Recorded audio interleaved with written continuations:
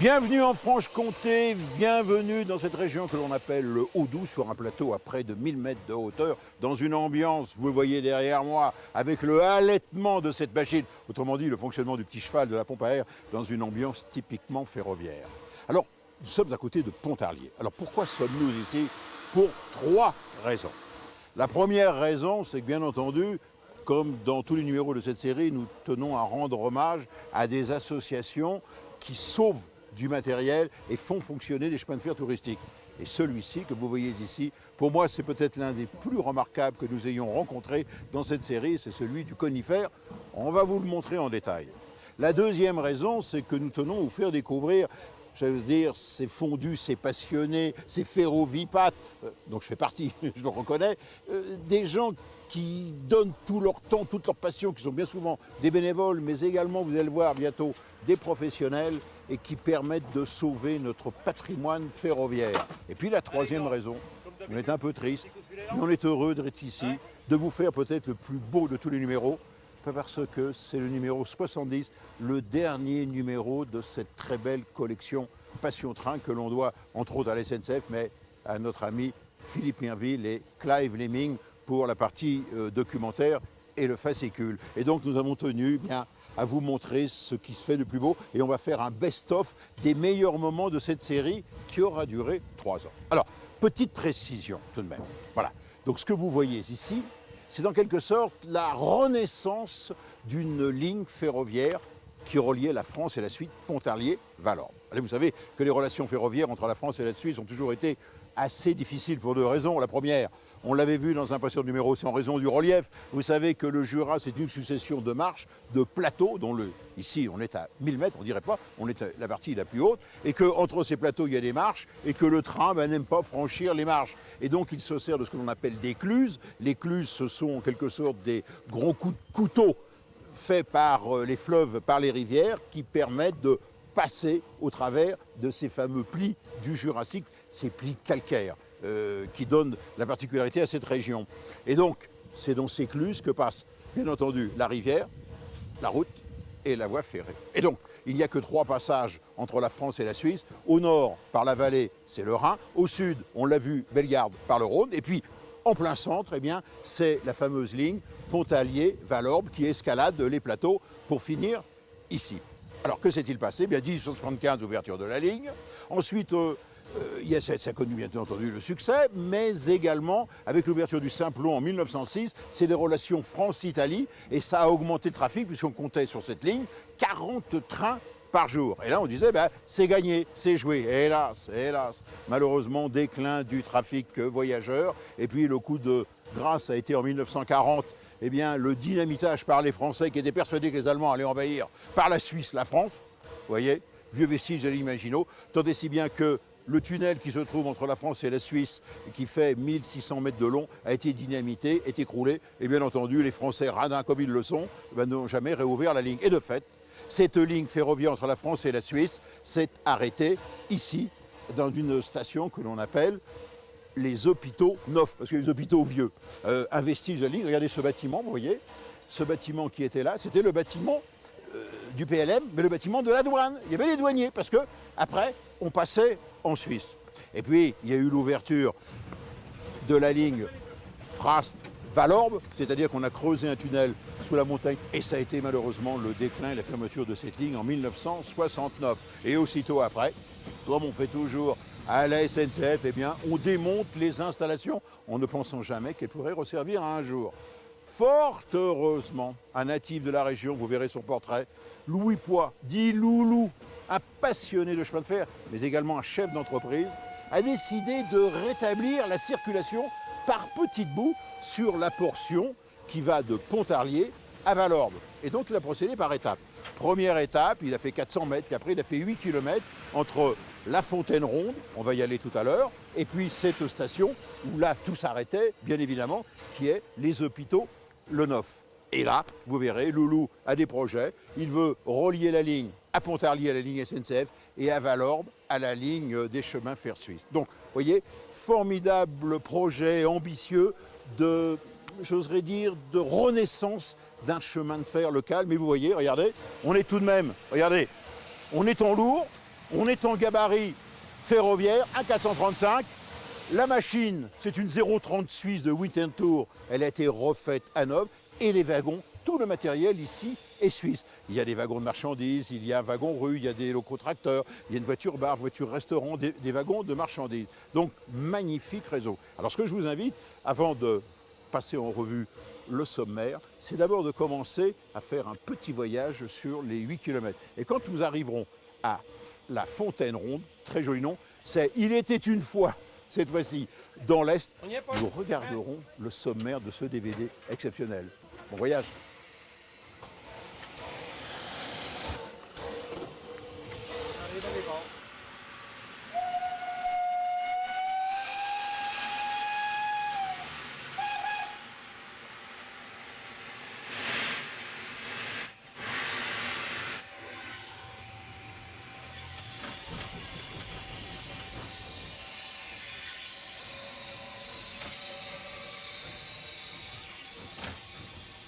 T'as vu, il est 3h pile, hein?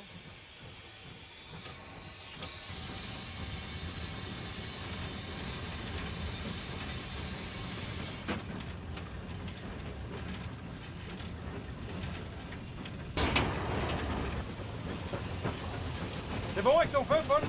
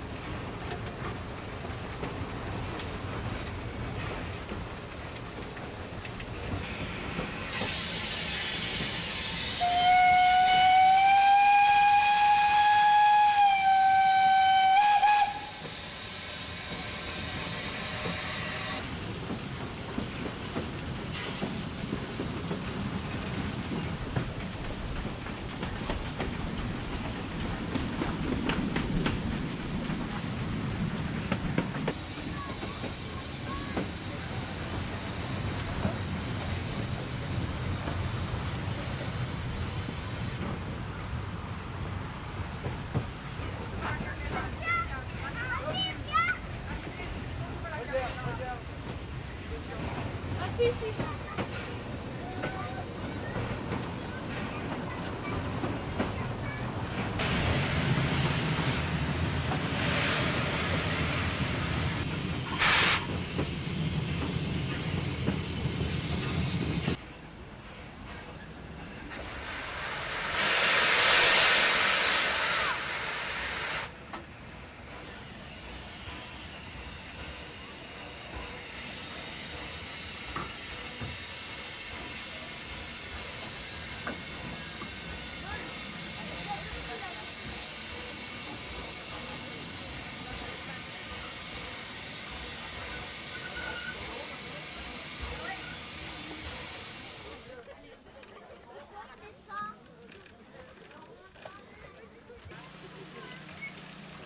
Elle est chaude.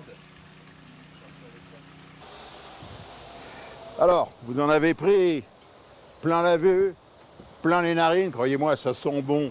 Le bois, puisqu'elle est chauffée au bois, l'huile chaude, les chuintements de vapeur, les halètements, le compresseur d'air. Bon, vous avez bien profité. Alors, ce DVD, c'est le dernier, hélas. Alors, on va vous faire ce qu'on appelle un best-of. Donc, dans ce DVD, d'abord, le film principal, qui va être en quelque sorte un best-of des meilleurs moments de cette collection qui aura tout de même, et c'est un record, je crois peut-être mondial, sur 70 numéros qui aura duré, vous le savez, près de 3 ans. Quand vous regardez votre bibliothèque et vous voyez la collection de DVD, ça prend de la place. Donc, best-of des meilleurs moments. Ensuite, toujours fidèle à notre devise, 4 bonus. Premier bonus, le matériel. Alors le matériel, on avait le choix entre différents types de machines. Ben, on a jeté un petit coup d'œil, allez, on a eu un coup de cœur pour les bons vieux autorails, les X 2800 en Auvergne. Deuxième bonus, comment ça marche? Et oui, souvent nous allions à Mulhouse faire un petit cours de technique. Eh bien, regardez, nous avons essayé de vous expliquer comment on pouvait transmettre la puissance d'un moteur diesel aux roues d'un autorail. Autrement dit, toute la chaîne cinématique vous allez voir qu'elle est tout de même inspirée de celle de l'automobile. Troisième bonus, des idées d'avance. Alors là, on avait le choix entre différentes choses que nous avons vues dans cette série. Et en fait, notre choix s'est porté ici sur le conifère. Pourquoi? Parce que Louis Poix, vous l'avez vu, a réouvert, réinstallé 8 km de ligne. Et il a derrière la tête de réouvrir toute la ligne complète, l'ancienne ligne, Pontarlier-Valorbe, dans cette direction pour Pontarlier, et là avec son tunnel vers Valorbe. Et ça, c'est des idées d'avance. Et puis enfin, un homme, un métier, on avait le choix, on pouvait faire, par exemple, Clave Léming, notre historien, Philippe Mirvé, le directeur du musée de la Cité des Trains de Mulhouse. Non, on s'est porté sur Louis Poix, dit Loulou pour les intimes. Pourquoi? Eh bien parce que notre ami Loulou, vous allez le voir, ferment. J'oserais dire, s'il fallait décerner un Oscar d'un passionné de chemin de fer, d'un fou, même par certains côtés, mais très sympathique et qui a de l'énergie à revendre, eh bien c'est Louis Poix. Allez, bon voyage, et puis surtout, ne quittez pas l'écoute. On va se retrouver à la fin.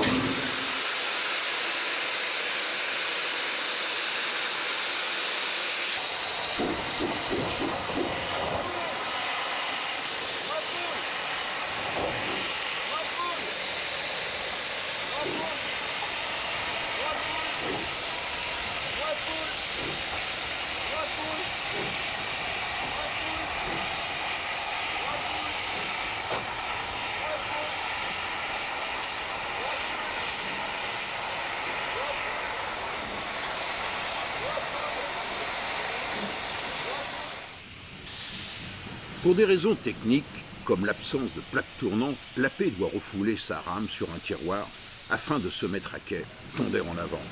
Si cela manque d'élégance, le spectacle est là.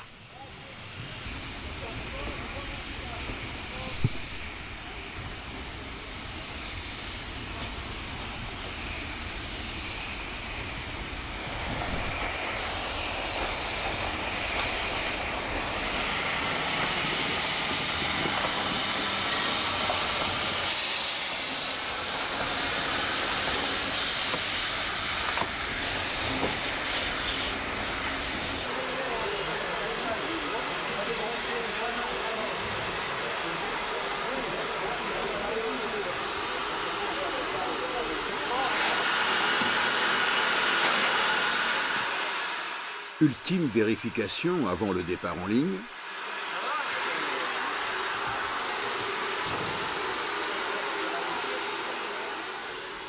Yann a peur de rien.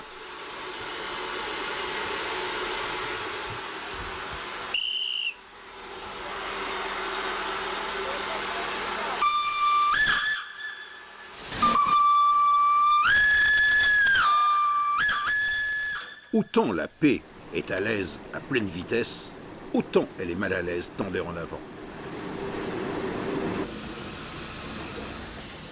Mauvaise visibilité, mais également elle rechigne à s'inscrire en courbe et les grognements du bicelle sous la cabine sont là pour nous rappeler que le 30 km/h est vraiment la vitesse limite acceptable.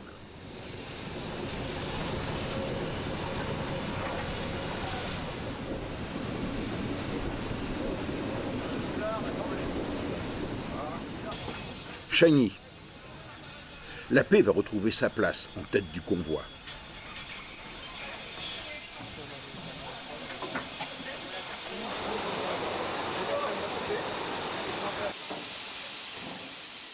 Et les manœuvres en gare sont toujours une attraction, car elles permettent de voir fonctionner au ralenti le subtil mécanisme des bielles.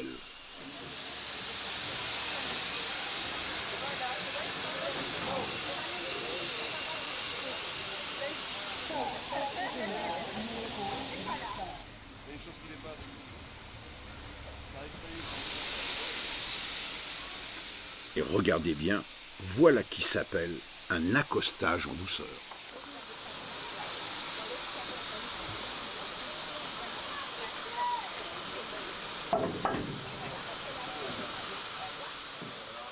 On en profite pour refaire le plein d'eau. Une petite dose de TIA, histoire de lutter contre le calcaire. Et tout aurait été parfait si ce n'était une durite d'eau entre le tender et la machine qui a explosé. On a beau avoir pensé à tout, mais il y a le détail qui tue, celui auquel on n'avait pas pensé. Résultat, quelques heures d'attente sous un beau soleil d'automne. On attend une pièce de rechange et c'est enfin le vrai départ pour un circuit touristique qui va mener le convoi jusqu'à Mulhouse en empruntant la magnifique vallée du Doubs. Au manche, sous l'œil du chef de traction, Jean-François Chaussin. Il a retrouvé les gestes des roulants vapeur. Il ne quitte pas des yeux la voie et le flamand. Serge Chevalier est le chauffeur du jour. Son regard va de la voie au manomètre. À lui, la production de la vapeur.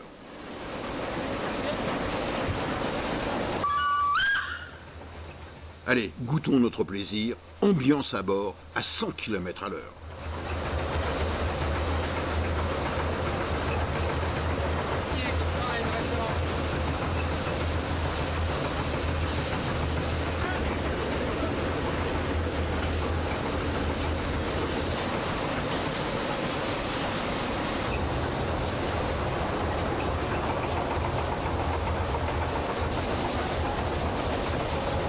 Sans arrêt, là, vous réglez quoi, ça? Là, c'est les arroseurs de cendrier pour éviter qu'il y ait du feu dans les cendres en dessous. Donc ça, je les ouvre de temps en temps. Voilà, je vais refermer.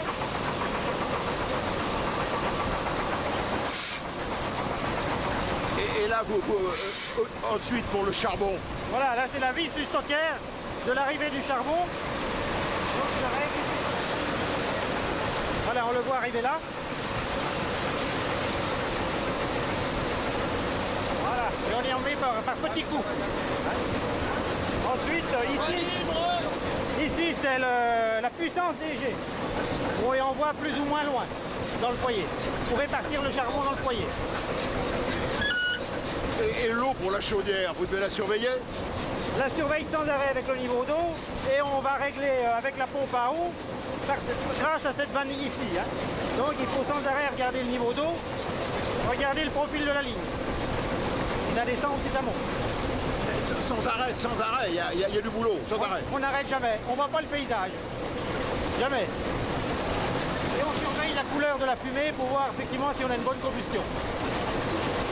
Jean-François, je n'allais pas dire quel est votre rôle, mais qu'est-ce que vous devez surveiller en permanence? Alors surveiller, déjà la première chose, surveiller la voie et les signaux, en premier. Ensuite, donc, tout ce qui est appareillage de frein, tout ce qui est admission de vapeur.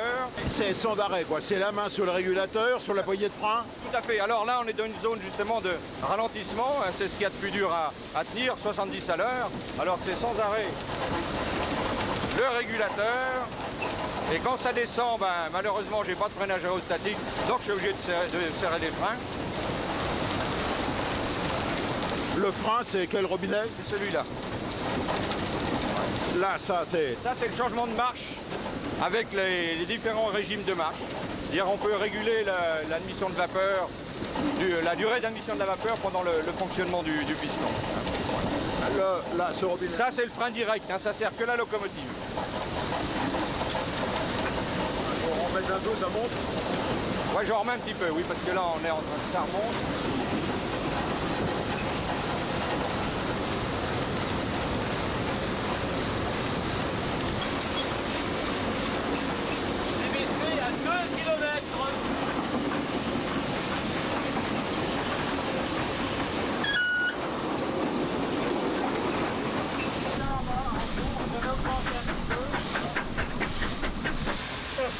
Là, on arrive à Besançon, mais le boulot n'est pas fini, pourquoi? Alors on va faire l'arrêt à Besançon et le but de l'opération est d'arrêter le tender en face de la borne d'incendie. Donc on va repérer de telle façon qu'on ait le moins de tuyaux possible à dérouler. Parce qu'il faut refaire de l'eau déjà? Alors on refait un complément d'eau d'environ 12-15 mètres cubes, qui est un complément de sécurité. On pourrait se permettre d'aller au bout sans en remettre, mais si pour une raison ou pour une autre on est arrêté en pleine ligne, autant avoir les cuves pleines d'eau. Donc on a 1 heure d'arrêt, on en profite pour faire un complément de sécurité. Tu laisses mourir, laisse faire. Laisse faire. Laisse faire. On a un arrêt à 15 mètres. 10, 9, 8, 7, 6, 5, 4, 3. Allez, on est bon, on s'arrête. Un demi-siècle sépare ces deux engins. Et devinez vers qui convergent tous les regards. Devinez qui est la reine d'un jour.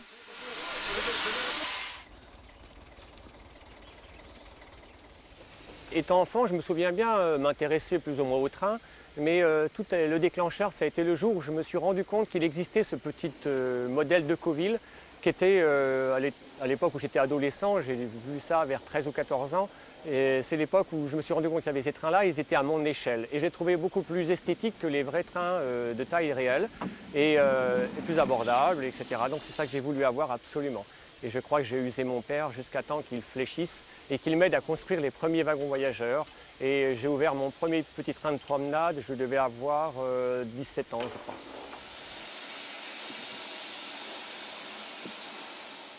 Alors le Taco des Lacs, il est reconstruit sur le parcours d'un ancien train de sablière.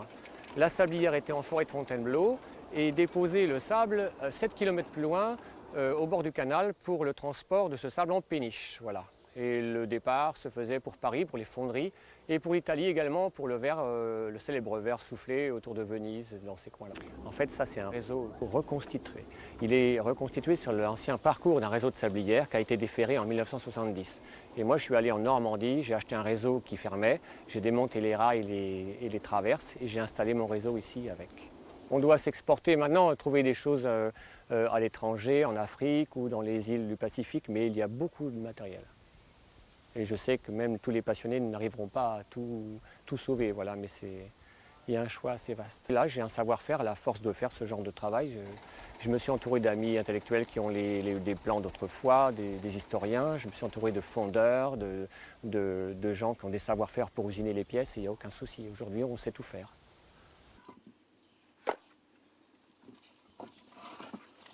Voilà. Bon, là, le but, c'est de faire un bon feu pour chauffer l'ensemble de l'eau de la chaudière. Ça commence un peu comme un feu de cheminée à la maison. Ça ressemble à ça, voilà. Donc on met du papier, du bois fin. Et on fait un bon feu qui va durer peut-être 2 heures avant que la machine soit en marche, voilà. Ici, on chauffe au bois parce qu'en fait, depuis la tempête de 99, le bois est cassé dans la forêt, donc on a juste à le couper et le ramener ici. Et c'est non polluant et c'est nettement plus propre que le charbon pour le public, même pour nous-mêmes. Voilà.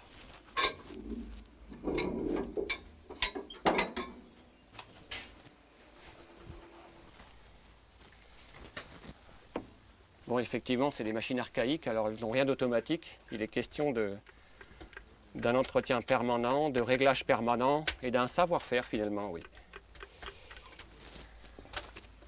À chaque fois que vous mettez en route, c'est l'opération graissage. Oui, effectivement, les pièces sont en mouvement, elles sont extérieures. Il n'y a rien de prévu pour conserver l'huile longtemps. Donc tous les jours, l'opérateur est obligé de remettre l'huile dans les réservoirs d'huile. Voilà.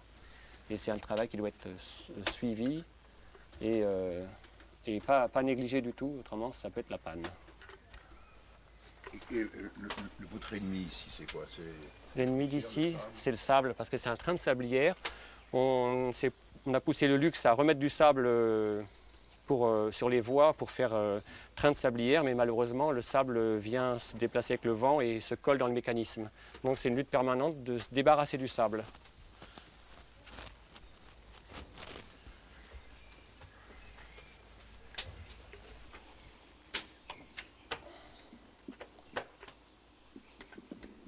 L'argent, ouais, ça manque énormément. Les pièces sont devenues de plus en plus chères, les fournisseurs excessivement chers. Il faut savoir que si tu dois acheter une roue, régénérer une roue de ta locomotive, il faut à peu près 5 000 € hors taxe. Tu imagines bien que le train, c'est un véritable mille-pattes. Voilà, c'est un exemple. Et c'est pareil pour les sabots du frein, c'est pareil pour toutes les pièces en fait, c'est terrible. Je fais beaucoup de pièces par moi-même, J'ai des fondeurs qui sont conciliants, j'ai des fournisseurs qui sont assez sympas, mais on ne peut pas abuser énormément. Et puis, il y a quand même des choses qu'on doit acheter inévitablement. Voilà. Ça, c'est le problème. Quel est votre métier, votre véritable métier? Moi, je suis dans l'enseignement.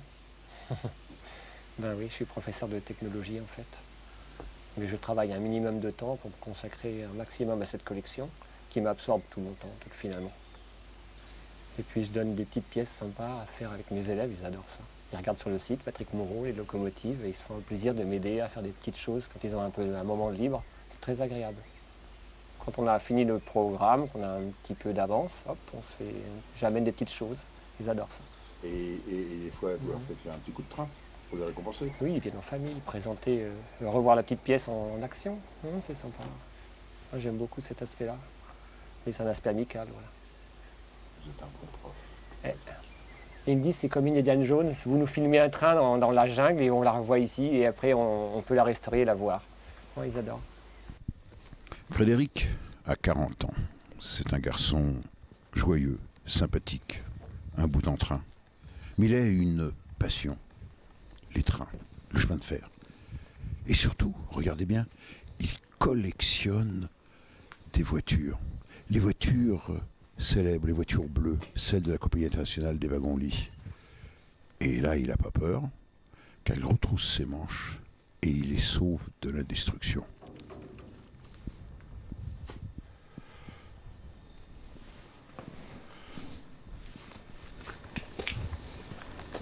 Frédéric, elle est récupérable, cette voiture?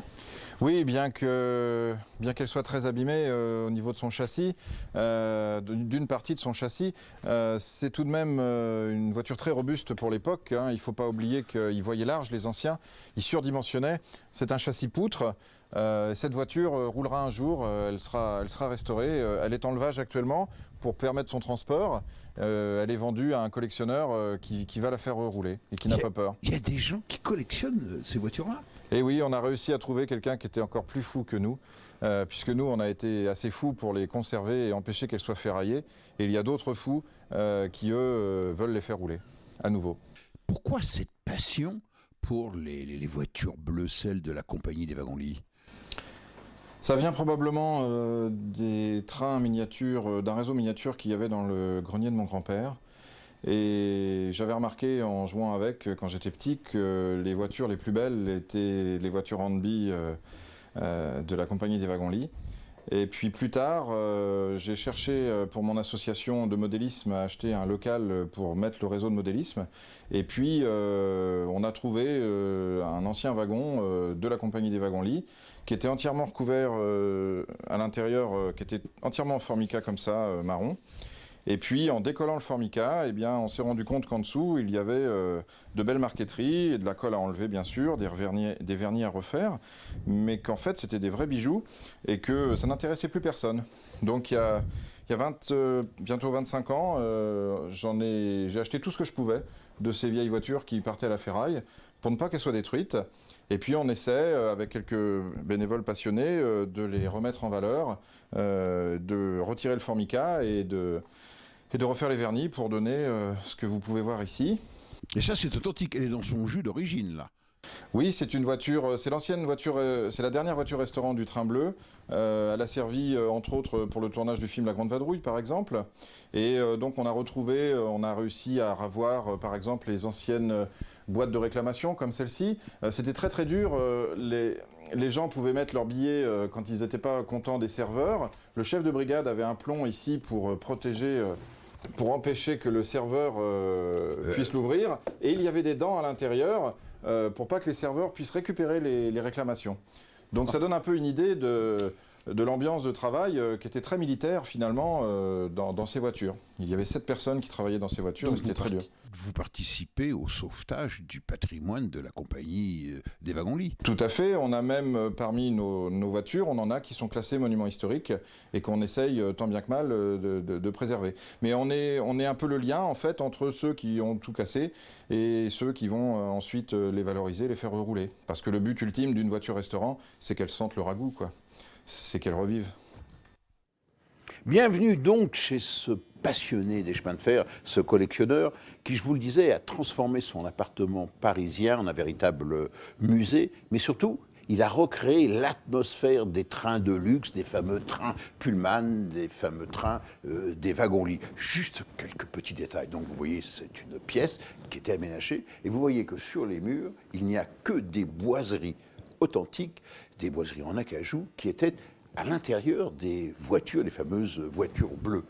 Et puis ici, vous avez matériel d'époque, l'ambiance d'une voiture Pullman. Les voitures Pullman étaient caractérisées par le fait que c'était de véritables salons avec des fauteuils. Tout ceci, c'est du matériel d'origine, c'est-à-dire patiemment récupéré sur des épaves ou dans des bourses ou à Drouot. Vous avez la table d'origine, qui était aussi à bord du Pullman.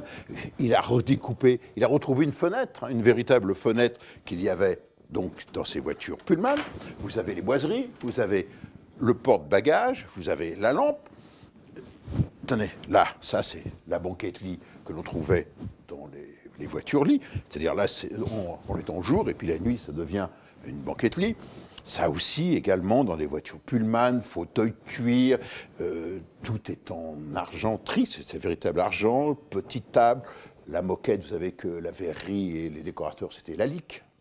Moquette Lalique, et puis juste un petit coup d'œil sur la beauté de la marqueterie. Tenez, suivez-moi bien, regardez. C'est une marqueterie tout à fait authentique que l'on trouve ici, sur les murs. Ne parlons pas, bien entendu, du bar, qui est un bar d'époque. Mais ça, c'est juste un tout petit aperçu. Tenez, suivez-moi bien. Je vous précise, nous ne sommes pas dans un musée. Nous sommes dans un appartement parisien. La porte a été empruntée, bien entendu, à une voiture Pullman. Et suivez-moi bien.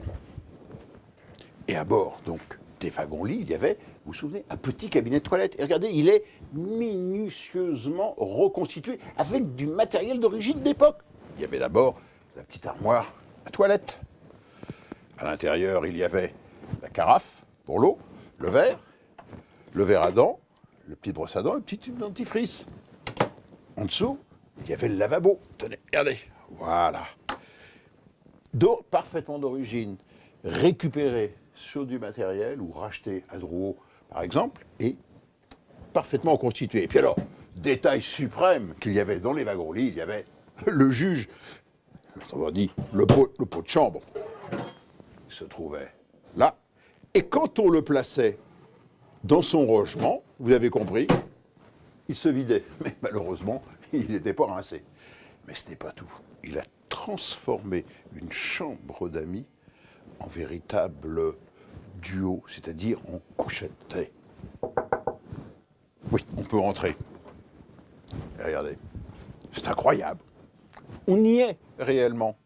Vous voyez, vous trouvez donc les deux couchettes avec le velours d'origine, la petite échelle, le porte-bagages, les coussins. Rien ne manque. Aucun détail. Même celui-ci. La casquette. Celui qui était à bord, ça s'appelait, devinez, un conducteur.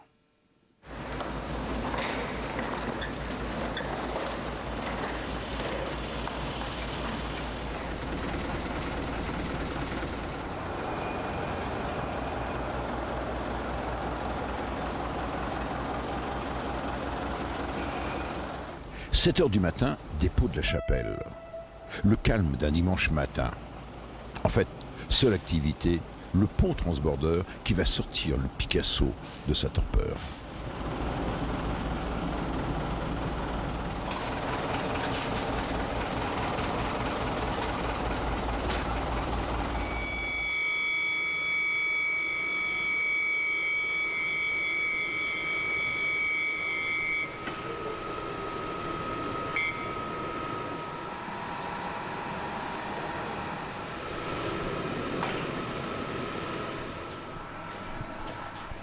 Marc Brevillot est le conducteur titulaire. En fait, aujourd'hui il ne travaille pas. C'est un bénévole.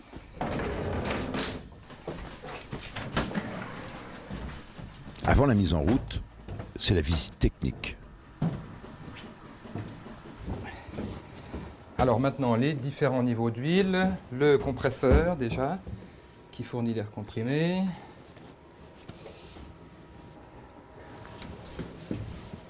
Alors, maintenant, le niveau d'huile du carter moteur.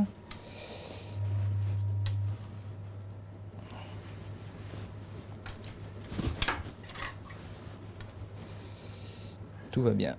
Tout va bien. Il est entre une Mini et le Maxi. Tout va bien. Alors là, maintenant, on va manœuvrer les filtres à peigne. Ce sont les filtres à huile qui récupèrent les plus grosses impuretés dans l'huile. Voilà, c'est bon. 2 à 3 tours.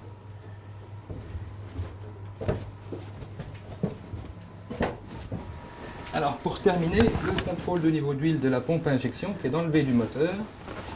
Toujours pareil, une petite jauge. Voilà, c'est tout bon. Je contrôle à nouveau. Allez, c'est bon. C'est une visite qu'on doit faire avant départ à chaque fois. Déjà, on a préparé la veille, on a fait tous les contrôles voulus la veille, mais tous les matins, on fait quand même la visite avant le départ. Oui, oui. Vérifier que tout soit prêt, tout soit en ordre.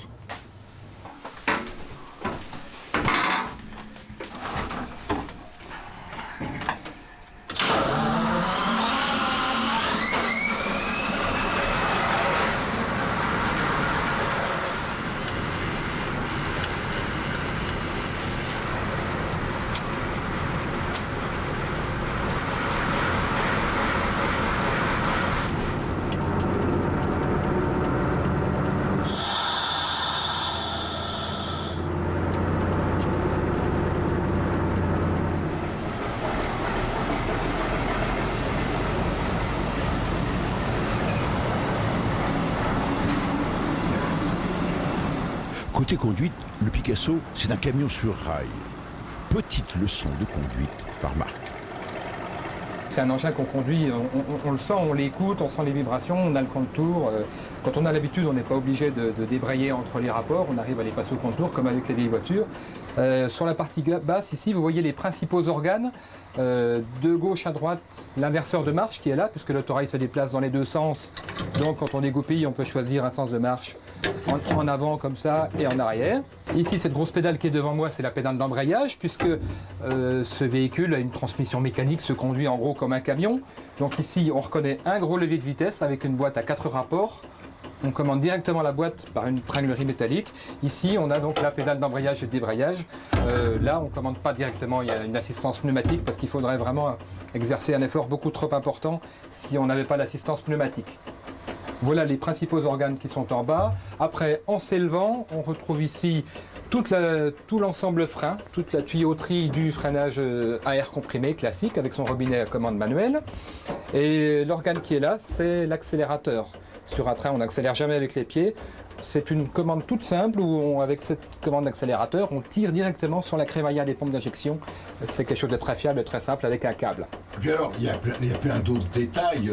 Par exemple, vous avez des chaufferettes, des chauffages, comme dans un camion. Comme dans un camion, là on a un chauffage type chauffage central de maison avec sa vanne. Et puis ici on a la chaufferette pour les pieds aussi avec sa petite vanne individuelle.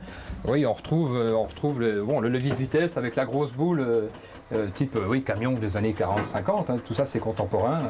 On retrouve effectivement, un volant. Ici c'est le volant du frein à vis qui est inusable, increvable. Retour Gare du Nord. Une ambiance typiquement ferroviaire.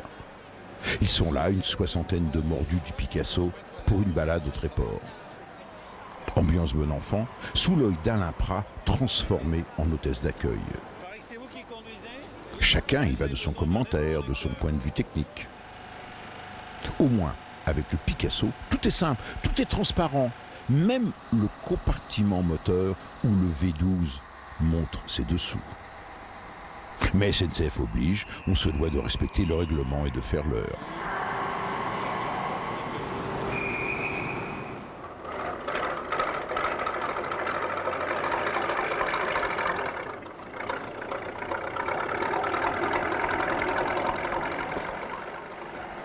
Et c'est le bruit caractéristique, inoubliable, le ronflement grave du V12.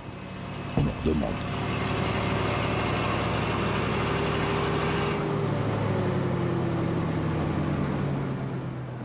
Et tout de suite, on mesure l'avantage du Picasso.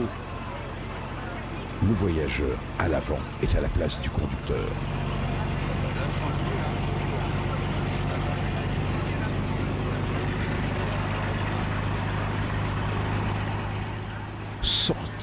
de la guerre du Nord, comme jamais vous ne l'aviez vu.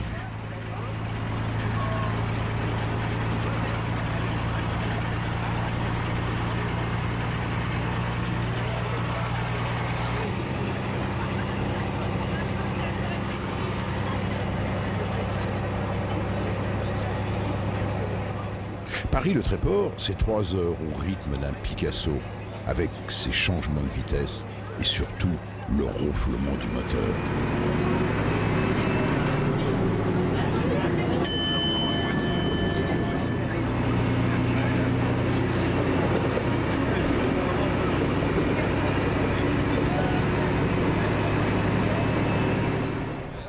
C'est l'occasion de faire connaissance, de faire des connaissances, comme celle inoubliable de Georges Palais, à qui on doit la rame du record du monde du TGV. Georges Palais, pourquoi cette passion pour un vieux Picasso quand on a été l'un des artisans du record du monde du TGV? Oh, pourquoi? Parce que le monde ferroviaire est une grande famille, donc il n'y a pas de distinction à faire entre l'autorail Picasso et la rame du record du monde. C'est toujours la même ambiance à bord et c'est toujours l'esprit ferroviaire qui prédomine. C'est l'amitié, c'est le panier repas. Hein, et vous avez remarqué, tout le monde mange bien. C'est le bonheur, quoi, c'est la détente. Et là, on est une soixantaine. Il y a une bonne douzaine d'amateurs. Nous avons invité des amis et on partage du saucisson, de la rillette, du fromage, des bons mots, des plaisanteries, de la bonne humeur. Voilà.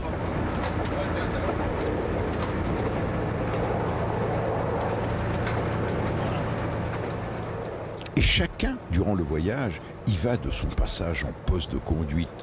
C'est à qui veut tenir le manche.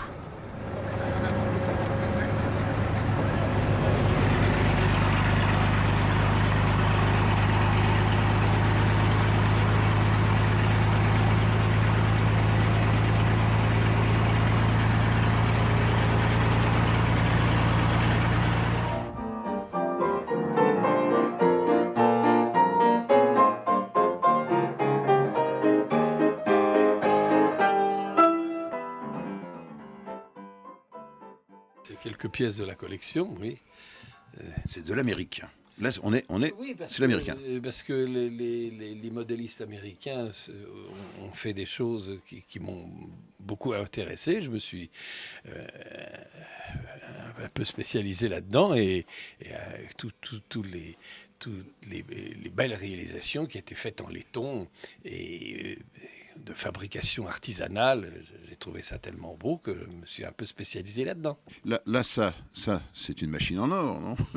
Non, on a l'impression qu'elle est en or, mais parce que toutes ces machines sont en laiton et celle-ci n'est pas peinte. Quelquefois, on ne les peint pas pour pouvoir mieux apprécier la qualité du détail de la fabrication. Alors, en somme, c'est les mêmes machines, mais 2 générations.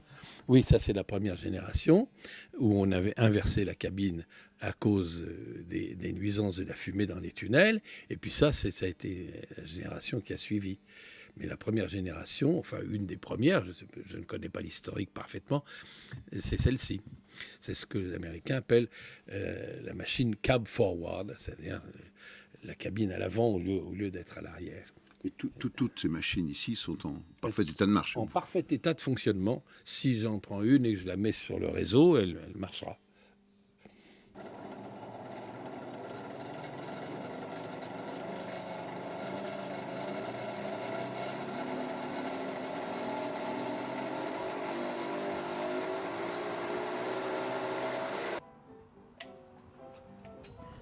On baisse la tête.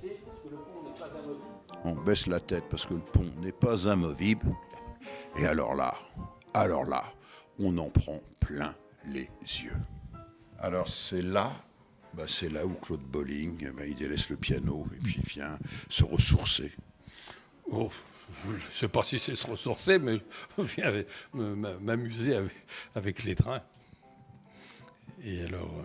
C'est un réseau. C'est un réseau que vous avez construit vous-même ou avec des copains, vous avez monté? Non, je l'ai fait. C'est-à-dire que toute la menuiserie, je me suis fait aider par un menuisier professionnel, mais tout ce qui est modèle, tout ce qui est voix, appareil de voix,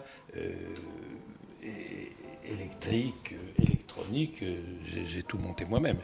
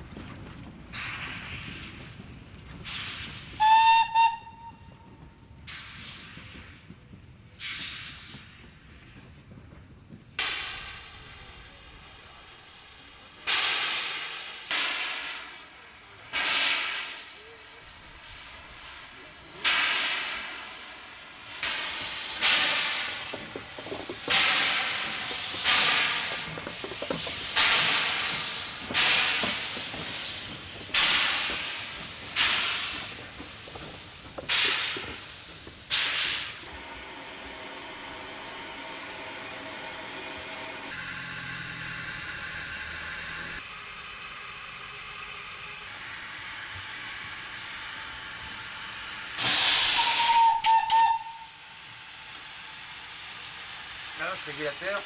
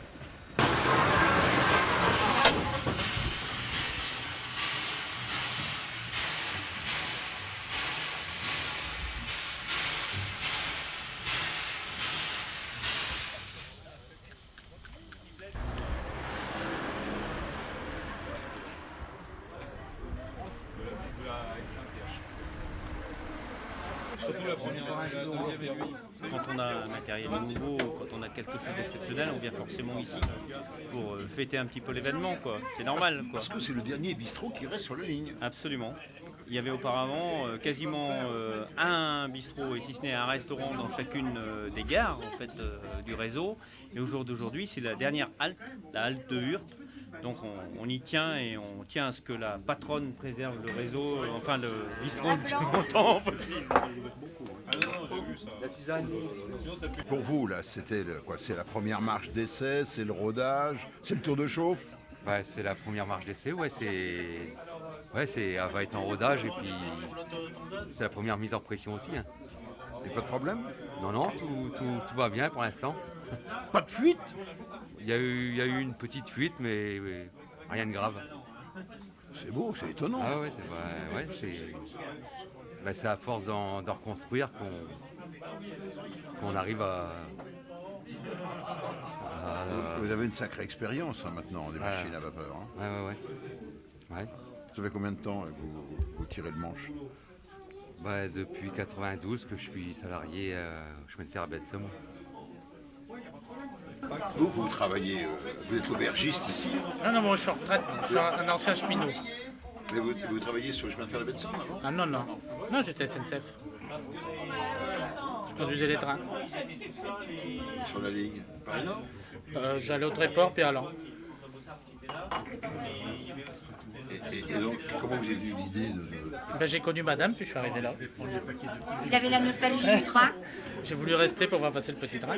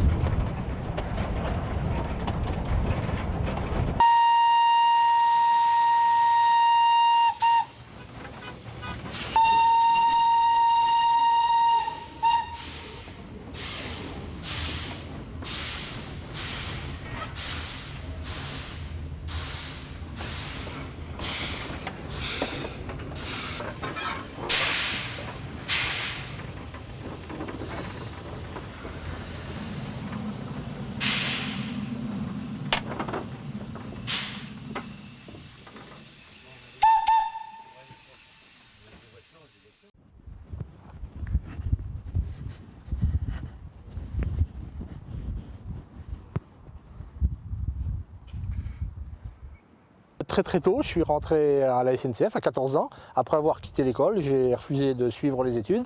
Je suis rentré à la SNCF à 14 ans et donc j'en suis sorti 42 ans après avoir connu qu'un seul employeur, et j'ai toujours aimé les trains depuis tout gosse. Et mon premier souvenir ferroviaire, ça a été mon train électrique à l'âge de 12 ans. J'ai suivi tous les métiers de l'exploitation. Alors j'ai vendu des billets, j'ai accroché des wagons, j'ai fait des aiguillages, j'ai tenu des postes de chef de gare. Et pour terminer ma carrière, j'ai tenu des postes de chef de commandement, dont celui de Metz d'ailleurs, qui était le plus grand de France. Et ma carrière s'est terminée à Paris, à la direction du fret, comme expert infrastructure. Alors comment Jean-Michel Pianet est-il arrivé à Bourg-les-Orgues? Parce que au gré des mutations, j'ai eu une place à Clermont-Ferrand. Et cette ligne, quand je suis arrivé, était sur le point de fermer. Donc avec quelques copains, on s'est mobilisés pour sauver cette ligne, parce qu'on ne voulait pas voir disparaître ce patrimoine que nous ont laissé nos ancêtres. Voilà, alors on parle de patrimoine, mais regardez cette fosse à piquet qui servait pour les machines à vapeur. Cette fosse à piquet était entièrement recouverte il y a quelques années, on ne la voyait pas. On a recherché des vieilles cartes postales pour pouvoir la localiser. Cette fosse à piquet a été rouverte par des membres de notre association. Regardez l'état, elle est nickel. Cette fosse servait, quand les machines à vapeur étaient dessus, à vider les cendriers et les cendres tombaient dans de l'eau qui se trouvait au fond. Mais vous avez également cette grue hydraulique qui servait à ravitailler les machines à vapeur en eau. Vous savez que les machines à vapeur consomment du charbon et de l'eau pour produire leur énergie, et cette grue servait justement à remplir l'étain d'air de machines à vapeur. Mais l'infrastructure, sauver une ligne, c'est également les ponts, les viaducs, les tunnels.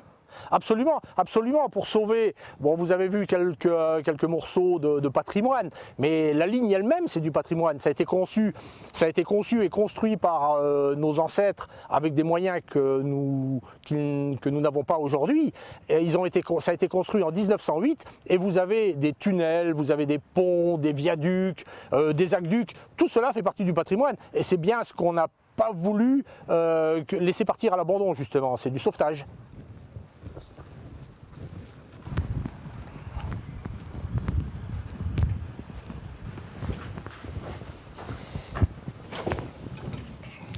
Bon, voilà, vous êtes au cœur de notre base technique. C'était là que vivait le chef de gare. Le dernier chef de gare de bord, les orgues, a vécu ici. Voilà, c'est un appartement. Vous avez la salle de bain. Vous avez une cuisine qui est équipée et qui nous sert énormément. Vous savez, on a beaucoup de gens qui viennent de très très loin et qui servent ici, qui mangent ici, qui font à manger ici. Voilà, c'est le vrai local de coupure, ce qu'on peut appeler comme un foyer. Voilà, et là, voilà le cœur stratégique de notre association.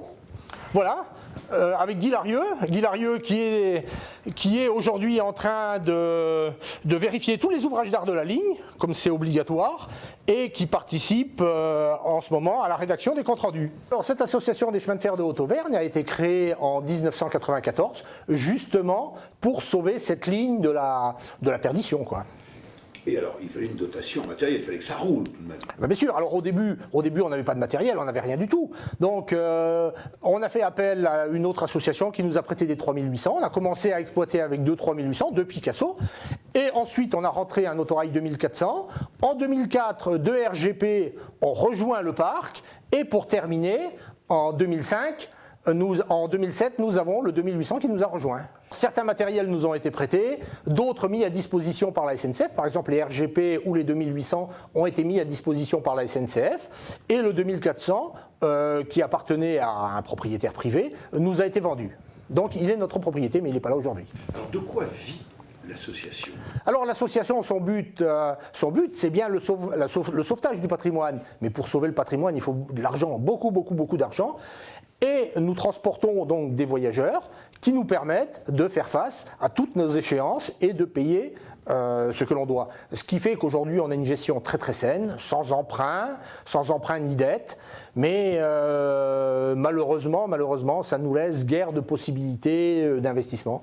L'année dernière nous avons fait 7500 voyageurs, mais cette année je pense qu'on devrait dépasser les 8000 voyageurs quand même. Tous les ans nous sommes en augmentation. Nous roulons aujourd'hui sur la section Bord-Lugarde qui fait 40 km de long, sur un total de 71 km que fait la ligne dans son intégralité jusqu'à Neussargues. Cette ligne appartient toujours à RFF, c'est le propriétaire, qui la met à disposition du département du Cantal, du Conseil général, et le département du Cantal avait ouvert un appel d'offres et nous agissons dans le cadre d'une délégation de service public pour l'exploitation de cette ligne. Alors je pense qu'il y a énormément de retombées locales pour l'économie. Il faut savoir, à titre d'exemple, que nous apportons aujourd'hui 3500 à 4000 repas par an dans le secteur, pour vous donner qu'un ordre d'idée, ce qui est quand même assez bien pour ces régions à très très faible population quand même. Ah, qu'est-ce qui me manque le plus? J'aimerais bien faire mieux que ces 8000 voyageurs, j'aimerais bien me développer, mais pour se développer, il faut d'autres moyens, et il y a la pérennité de la ligne bien sûr, qui consiste à changer des traverses, mais il y a également l'automatisation de certains passages à niveau, et un local pour remiser les engins, pour pouvoir sauvegarder les engins et les mettre à l'abri des actes de vandalisme qui sont assez malheureusement nombreux ici. Nous vivons avec aucune subvention, ce qui est un peu dommage d'ailleurs, mais je vous l'ai dit, nous avons une gestion très très saine, mais ça ne nous suffit pas pour pouvoir nous équiper. Par exemple, nous voudrions une épareuse, par exemple, pour pouvoir faire le débroussaillage de la ligne. Aujourd'hui, on ne peut pas se la payer parce que ça coûte trop cher pour nous. Alors, ce sont tous des bénévoles. Alors, l'association compte 158 membres aujourd'hui, dont une cinquantaine participent effectivement à l'exploitation de la ligne. Quand je parle d'exploitation, on sait faire rouler le train, bien sûr, mais tous les autres travaux, que sont l'entretien du matériel, que sont l'entretien de la voie, que sont la paperasserie, l'administratif, que sont le débroussaillage, que sont tous ces actes qui, quelquefois, passent inaperçus du voyageur prenant le train. Un dernier détail pour les téléspectateurs, faire rouler un autorail, c'est des gros autorails, c'est pas des Picasso. La note de carburant doit être salée pour vous. Ah, tout à fait, d'autant plus que nous sommes limités à 30 à l'heure sur la ligne, donc par conséquent nous roulons qu'en première vitesse, et nous consommons aujourd'hui du 200 litres au 100 km. Alors je vous laisse faire le compte, pour 40 km aller-retour, c'est presque les 280-200 litres qui y passent tous les jours.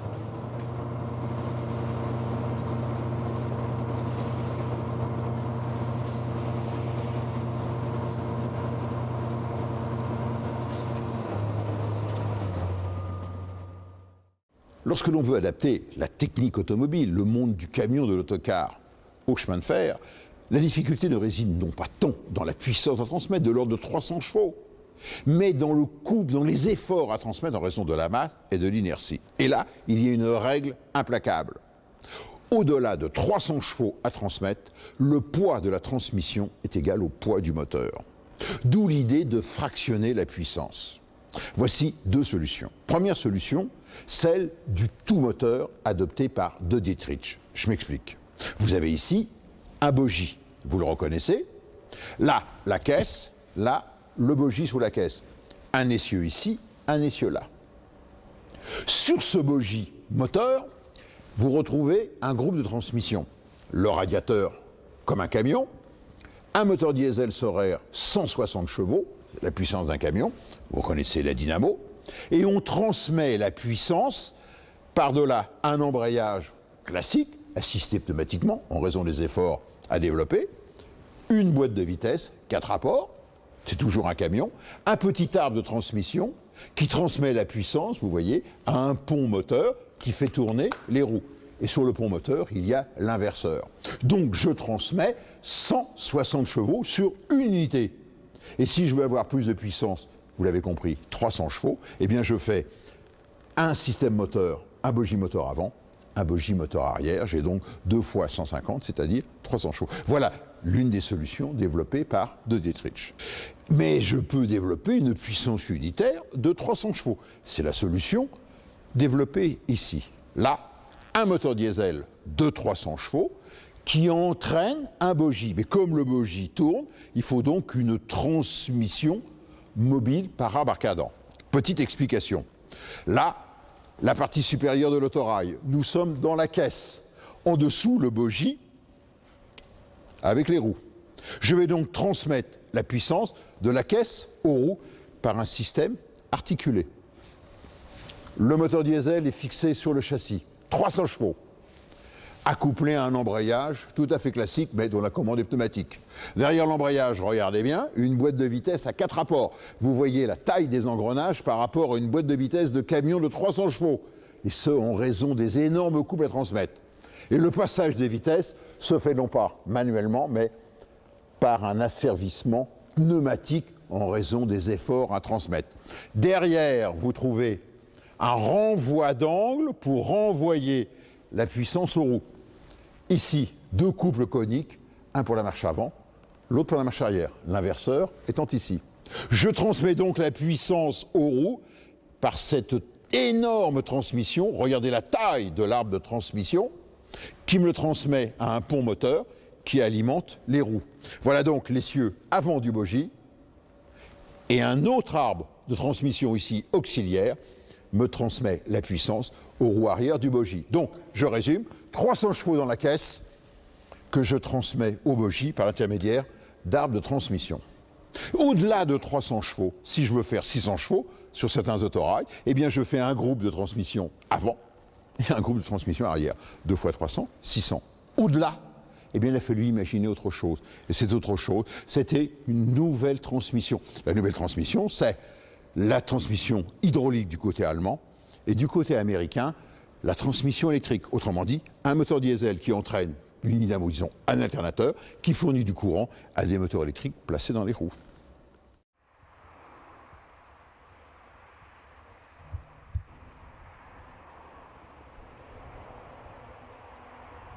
Louis Poix, cet ancien entrepreneur aujourd'hui à la retraite, est infatigable, on oserait dire inusable. Ici, c'est « Il était une fois dans l'Est ».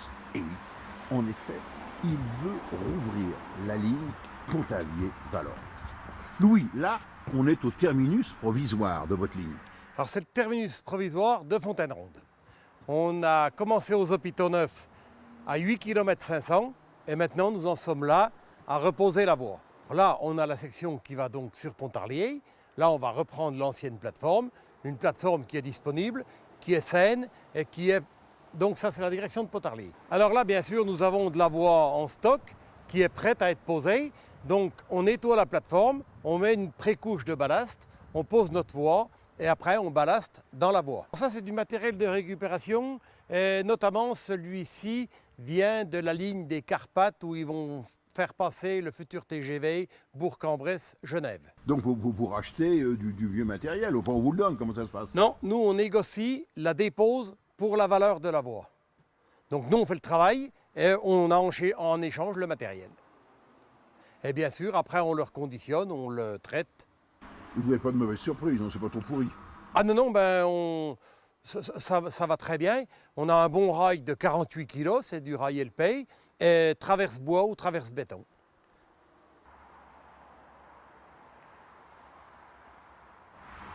Là, on est toujours sur l'ancienne plateforme. Alors là, on est sur l'ancienne plateforme qui monte de Pontarlier aux hôpitaux neufs. Et bien sûr, on est dans une vallée assez encaissée. On a la route, on a le ruisseau de Fontaine-Ronde et on a la plateforme ferroviaire. Donc là, on va nettoyer la plateforme, on va remettre la couche de ballast, on repose la voie et le train passe. La végétation a repris assez rapidement ses droits. Il faut savoir que le train ne roule plus là depuis novembre 1969 et la voie a été déposée en 1971. Donc de 71 à environ 2010, eh bien, il n'y a pas de train. Donc là, on continue comme ça. Et là, on est en rampe de 19 pour 1000. Donc c'est une ligne quand même de montagne. Et les courbes sont de 300 mètres. C'est assez serré. Et là, il faut... Donc comme on est en ligne de montagne, la plateforme est un petit peu plus large que la normale. C'était pour pouvoir faire le déneigement. Parce qu'il y a quand même beaucoup de neige. Et il faut pouvoir évacuer la neige sur les côtés. Et vous allez mettre en service des chasse-neige, non? Alors, on met bien sûr déjà sur le bout de voie qu'on exploite, on déneige avec une étrave, ou comme cet hiver, on passait dans 1,60 m de neige, on a tout déneigé au rotatif.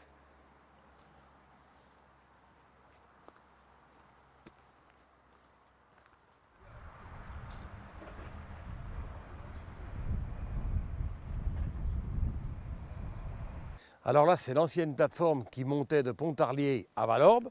On voit complètement sur la droite la place disponible de l'ancienne plateforme. Il y a même encore l'ancien ballast. Et donc, c'est ici que nous allons nous raccorder sur la ligne Pontarlier-Berne. Il y aura une aiguille qui vient ici en tiroir pour avoir... Si on n'a pas l'autorisation d'aller sur celle-ci, on va dans le sable. Et sinon, on va avec un autre aiguillage sur la ligne de Pontarlier. Bon, alors donc conclusion, vous allez rétablir une ligne continue de Pontarlier jusqu'à Valorbe ensuite, telle qu'elle était à l'origine. Ah ben exactement, donc on va reprendre tout le long le même tracé et puis on arrivera donc dans 23 km depuis ici, on sera à Valorbe. Mais ici on est à 850 mètres d'altitude, on va passer à 1012 mètres et on redescend sur Valorbe à 800 mètres d'altitude. Mais en somme, c'est quoi? C'est une concession? Comment vous allez exploiter cela? Alors là, on est en train de la créer au niveau de l'association, mais on est en discussion avec le département pour justement monter tout le système juridique qui va tourner là autour de cette nouvelle ligne. Elle sera privée et il sera possible de passer des TER dessus pour alimenter la station de Métabier-Mont-d'Or. On arrive en 2010. C'est l'ouverture du trafic ferroviaire à toute entreprise ferroviaire. Et donc on va devenir, donc on est une association, mais on transporte des voyageurs en touristique et en transport pour aller à la station de Métabier. C'est la sortie du tunnel, là, qui est cachée par les arbres. Alors on la distingue là-bas au bout dans les feuilles. Ça c'est la sortie du tunnel qui descend sur la Suisse jusqu'à Valorbe. Donc là, on a un tunnel qui fait 1600 mètres et c'est la sortie tête sud. Dites-moi, on vous a pris pour un fou dans la région? Au début, c'est peut-être possible, mais aujourd'hui, c'est une affaire qui marche bien et on a toute l'expérience derrière nous, on est vraiment pris au sérieux. Alors, on commence à avoir les subventions pour... On a touché notre première subvention du Conseil général, 50 000 € pour faire le bourrage et le ballastage du morceau existant. Et là, le Conseil général, par le biais du syndicat mixte du Mont d'Or, est en train de financer les études pour faire Pontarlier-Valorbe avec l'antenne Les Hôpitaux Neufs Métabier pour aller au télésiège. Et ça, c'est le syndicat mixte, avec l'appui du département, qui a lancé l'étude. Alors les commerçants, je vais simplement prendre l'exemple des Hôpitaux Neufs, c'est quand même le cœur de la station commerciale. Tous les commerçants sont adhérents aux conifères, ils prennent leur carte, on est vraiment soutenus. Donc là, on est au terminus provisoire, les Hôpitaux Neufs, mais la ligne, avant, continuait jusqu'à Valorbe en Suisse. Et vous allez la rétablir. Alors tout à fait, donc on va la continuer, on va reprendre la plateforme existante, elle est disponible, on la voit là, en direction de Valorbe. Et là, elle est occupée par la route, la plateforme. Alors là, on va refaire un passage à niveau, parce qu'il y en avait déjà avant, et il y a encore la maison de passage à niveau, qui est toujours à la SNCF, on la voit là devant nous. Et après, mais comme vous allez arriver en Suisse, donc la voie existe en Suisse, à Valorbe. Alors, la voie n'existe pas en Suisse, mais par contre, la propriété de la plateforme est toujours CFF. Donc sur Suisse, il y a à peu près 2 km. Et là, on arrive à la gare de Valorbe, comme elle arrivait avant. Et il y a juste un poteau caténaire qui gêne à l'arrivée à Valorbe. Autrement, la plateforme est disponible tout le long.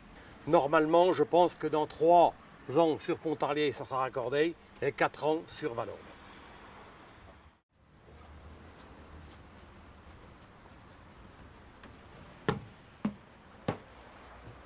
Petit monde des passionnés du chemin de fer et des associations, s'il y a bien un personnage hors du commun, exceptionnel, je dirais, c'est bien vous.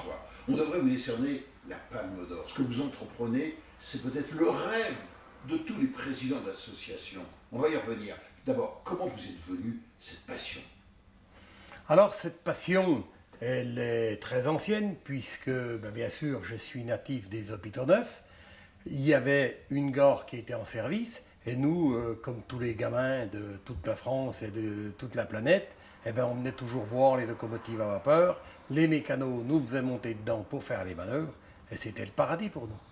Alors bien sûr qu'il y a eu un trou assez important, j'étais chef d'entreprise, mais la passion elle était toujours là quand même, celle des trains. Et on a pu rétablir avec Denis Paulin, le vice-président actuel, on est les 2 membres fondateurs du conifère.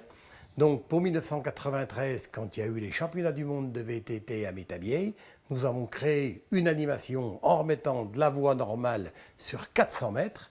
On avait refait 2 wagons et on avait emprunté une locomotive au touristique du Rhin et on a roulé sur 400 mètres pendant une semaine pour les championnats du monde. Et après, l'idée est partie depuis là. Alors maintenant, on roule sur 8,5 km les Hôpitaux Neufs Fontaine-Ronde, donc avec les voies de garage, de gare et tout ça, on a déjà reposé 10 km de voies. On s'était posé la question au départ si on voulait faire de la voie métrique ou de la voie normale. Et vu qu'il fallait se raccorder sur Pontarlier et arriver à Valorbe, dans l'idée, on a dit qu'il faut mettre de la voie normale. Et tant qu'à faire, autant mettre du rail lourd. Et comme je le dis, on a pu récupérer à droite à gauche, contre la dépose, on avait le matériel, donc on a choisi du rail de 48 km, et comme ça, on a une autorisation qui nous autorise à rouler à 40 km/h avec 20 tonnes à l'essieu. Donc là, on est paré pour tout ce qu'on peut faire rouler. On n'a pas financé, puisque je vous dis, on a déposé, c'était le samedi et le dimanche, ou le soir après le travail, avec toute l'équipe du conifère, on est allé déposer de la voie, et on a tout reposé. Donc moi, bien sûr, j'avais des matériels, des pelleteuses et tout ça. On amenait les pelleteuses le vendredi soir sur le chantier, et le samedi et le dimanche, on posait la voie. Et c'était une partie de plaisir.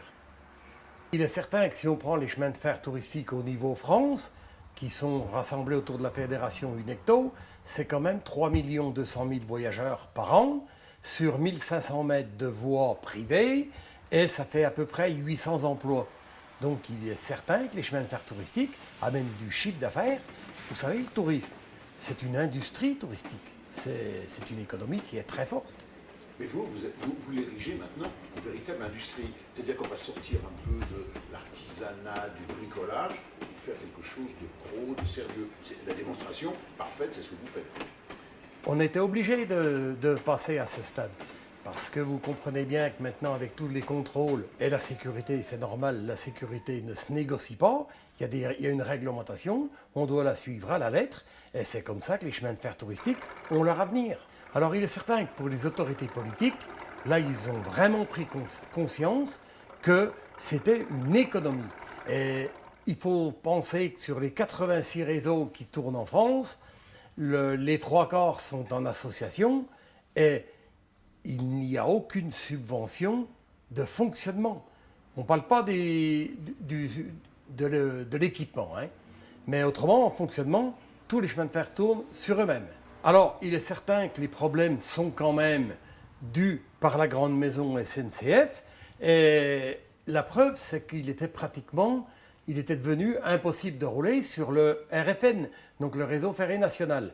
Il a fallu qu'on soit bien écouté pour arriver à faire changer cette tendance. Et maintenant, je crois que nous y sommes arrivés. Là, les portes s'ouvrent et ils nous prennent au sérieux, ce coup-là. C'est vrai que jusque-là, ce n'était peut-être pas tout à fait le cas. Voilà, c'est la fin de cette série de 70 DVD. On se quitte sur les images de cette magnifique locomotive suisse, cette 030, qui est toute neuve, du Conifère. On tient tout particulièrement à remercier pour cette série tous ceux qui nous ont aidés. Bon, bien entendu, Philippe Merville, le directeur de la collection, à qui on souhaite bon vent, bon rail, notamment pour la Cité des Trains à Mulhouse. Clive Lemming pour ses connaissances, son enthousiasme, sa passion du chemin de fer, et puis bien entendu pour la réalisation des plaquettes d'accompagnement. Bien entendu derrière la caméra il y avait Bruno Caron et puis Daniel Brosset dit Bigaro le Vistamboire. Bien entendu toute l'équipe des SVS, la patronne comme on l'appelle, et puis Olivier Valran pour la documentation, Daniel pour le montage. Voilà. Toute cette petite équipe, et puis moi-même, bien entendu, nous avons travaillé pendant 3 ans avec grand plaisir pour vous faire partager notre passion des trains, qui est également votre passion. Un dernier détail, ce n'est peut-être pas la fin de série. Vous savez, vous avez un pouvoir. Vous écrivez aux éditions Atlas. Et puis vous leur dites, on veut que ça continue. Et notamment, on va élargir cette passion train à la passion de tous les trains, aux trains du monde entier. Et puis faire ce que l'on appelle les trains de légende. Pourquoi pas? Donc, allez. C'est un au revoir, c'est pas un adieu, peut-être pour une nouvelle série sur les chemins de fer. Ciao!